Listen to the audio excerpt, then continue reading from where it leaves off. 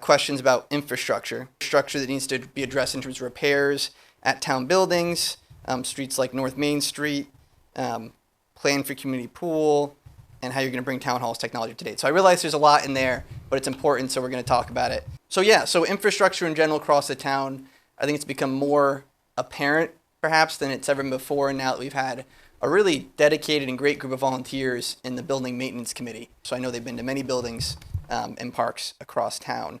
And the reality is, as someone who's, traveled across the state of Connecticut in the past years as part of my job, can tell you that our infrastructure does fall well below not just other towns, but where we as Wallingford should be, most importantly. Our sidewalks are in terrible shape. Our roads could be certainly better. Our town buildings are in terrible shape. And our schools, which I know is another question, so we'll focus more on those after, certainly need a lot of work done as well.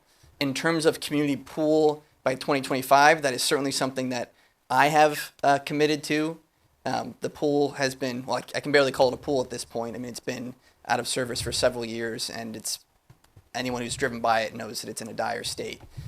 But that is something that should have been done in a perfect world years ago. We waited because some folks in elected leadership in town thought that prices would go down, which is I've yet to been shown in history in the United States when that's ever happened, so now we're paying those consequences.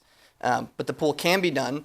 It'll be done with a combination of hopefully grant money, it'll be bonded, and it might have to be adjusted slightly in terms of the original plan just because we've waited and costs might have gone up. But I'm certainly committed and have no doubt that we can open that pool in the summer of 2025